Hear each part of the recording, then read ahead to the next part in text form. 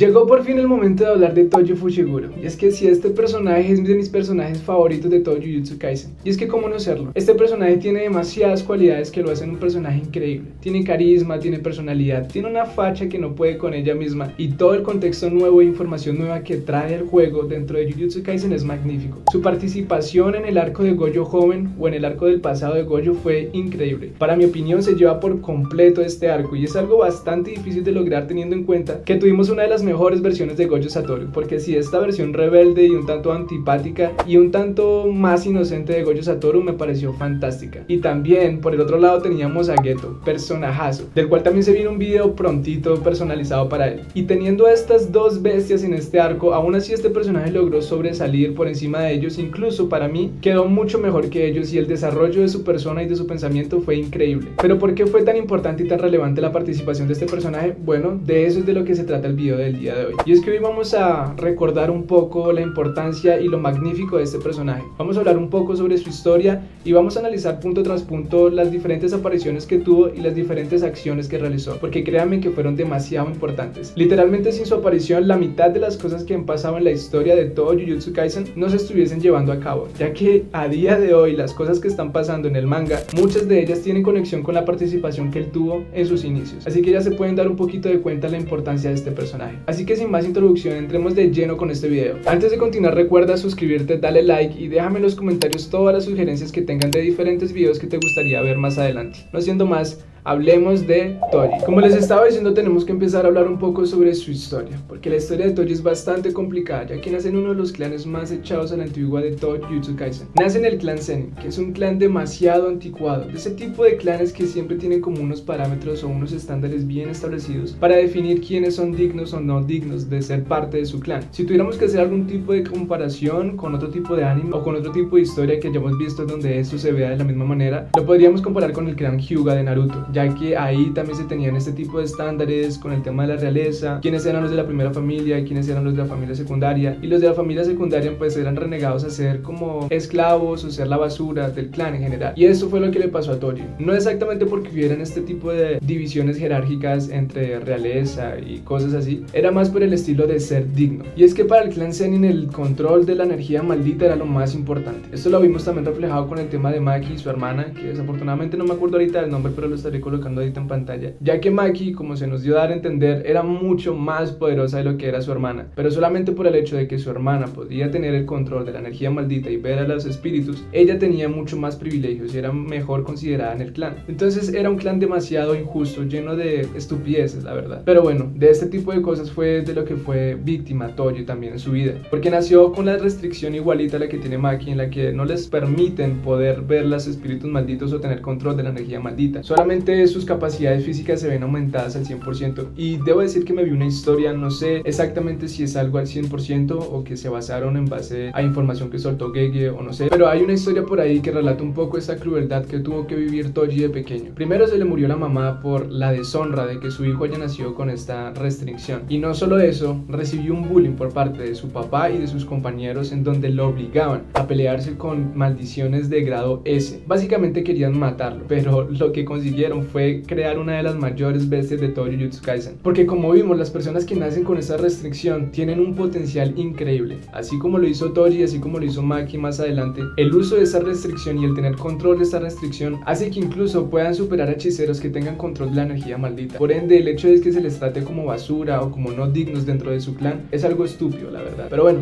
esas son las reglas en las que él vivía, y como les dije, por culpa de estas torturas que sufrió de pequeño, pues se endureció a tal manera que era imposible literalmente que alguien los llegase a matar o que alguien le llegase a hacer algún tipo de daño. Él dura un tiempo dentro del clan, pero ya lo último se sale antes de acabar completamente con su clan, porque eran las intenciones que él siempre tuvo, pero que nunca lo llevó a cabo porque sabía que no le traía ningún tipo de beneficio más que el hecho de saciar su propia venganza. Y pues para los que conocemos a Toji, sabemos que él no se mueve por este tipo de cosas. Si alguien le hubiera pagado por acabar con todo el clan Zenin, él lo hubiera hecho sin ningún tipo de remordimientos, pero en ese momento pues no lo vio necesario, así que no lo hizo. Lo que sí hizo fue casarse y formar una familia, aunque aunque hay ciertos datos curiosos que he visto por ahí que indican que él fue bastante mujeriego y que por mucho tiempo estuvo de mujer en mujer, vivía en las casas de las mujeres porque no tenía el dinero suficiente para autoabastecerse, hasta que consiguió a la mamá de Fushiguro, que fue con la que se formó una familia. Básicamente lo que hacía para sobrevivir era hacer uso de las cualidades que tenía físicas, ya que era una bestia literal en el combate. Como no pudo desarrollar toda la energía maldita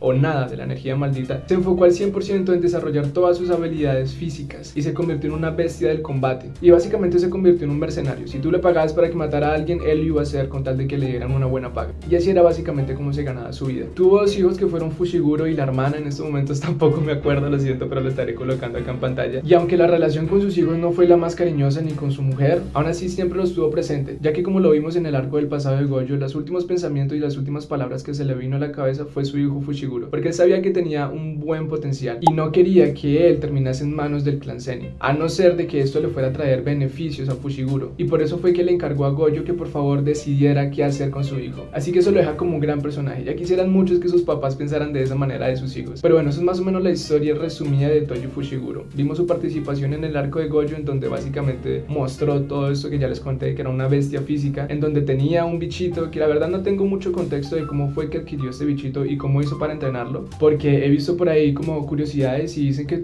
tenían una relación como de perro y amo, en donde él logró amaestrar a ese demonio, pero no sé exactamente ni cómo lo consiguió ni cómo fue su primer contacto. Pero entonces, ahora teniendo todo el contexto de lo que es este personaje, ahora hablemos del por qué fue tan relevante y tan importante. Este personaje fue muy importante y muy relevante en la historia por 2 cosas, a mi parecer. Primero, por todo el nuevo contexto y toda la información nueva que trajo a la historia de Jujutsu Kaisen. Y es que el tema de las restricciones, del tema de los clanes, cómo se manejan, eso fue bastante interesante y bastante nuevo, que le faltaba a la historia. Que nos agrandaran un poco más como el mundo en general de todo el tema de la hechicería. Porque hasta ahorita habíamos contemplado un poco el tema de los poderes y el tema de la escala de poder, de los demonios, cómo se forman, lo del tema de las emociones y todo esto. No se nos había explorado mucho más allá, y ahí es donde entra la magia de Toji, porque entra dándonos un contexto nuevo de todo esto, y la forma en la que lo hizo fue fascinante, porque para nosotros, o al menos para mí, cuando estaba leyendo Jujutsu Kaisen, era bastante normal pensar que solamente las personas poderosas iban a ser las que podían llegar a tener control total de la energía maldita, porque era hacia donde estaba entrenando Itadori, y todos los personajes poderosos que habían aparecido hasta el momento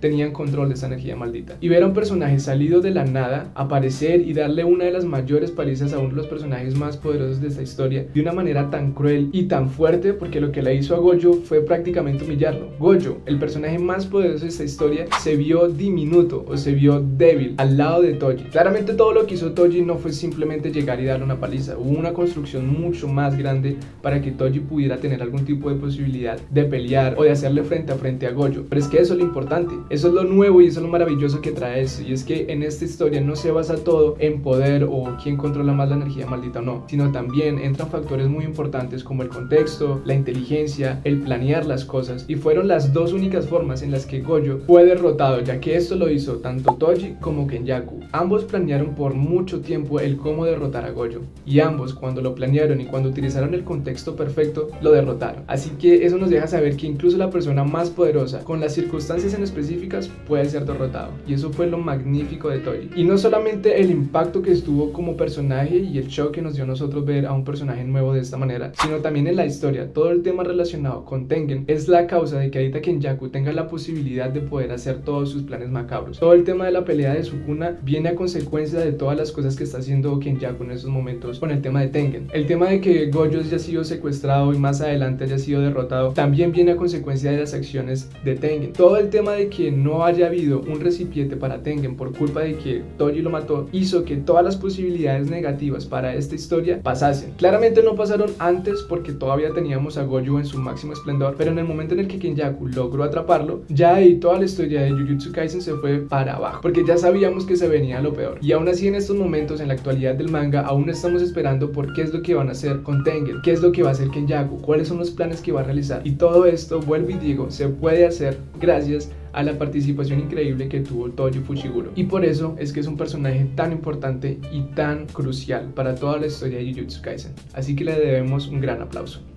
Toji nos demostró que aunque haya una construcción muy bien hecha de una historia, siempre se pueden agregar nuevos detalles y nuevos contextos y nuevas características que la pueden hacer mucho más interesante, porque su contexto fue fascinante, su historia es increíble y toda la resolución y el desarrollo que recibió como personaje fue fantástico. Es un personaje lleno de matices, tiene bastantes cualidades que lo hacen un gran personaje y sus valores fue lo que más me sorprendió, ya que cuando lo revivieron en Shibuya, aunque era solamente un cuerpo que estaba por ahí matando a las personas, aún así por un momento su alma logró tener control de este cuerpo y se dio cuenta que estaba peleando con su hijo, y en el momento en que se dio cuenta que él estaba utilizando el apellido Fushiguro, se sintió orgulloso y claramente decidió no seguir peleando con él, dejándonos ver que siempre quiso a su hijo y siempre quiso lo mejor para él. Y en el momento en el que se dio cuenta que él tomó una decisión correcta, se sintió orgulloso y prefirió suicidarse antes de seguir peleando con su hijo, y eso lo hace un gran personaje. Pero déjame tú en los comentarios qué te pareció este personaje. ¿Te gustó o no te gustó? ¿Cuál fue su momento favorito? Déjame toda tu opinión en los comentarios. Y hasta acá llega el video de hoy. Déjame saber si te gustó, suscríbete para que no te pierdas más videos como este, y no siendo más, nos vemos en el siguiente video. Bye.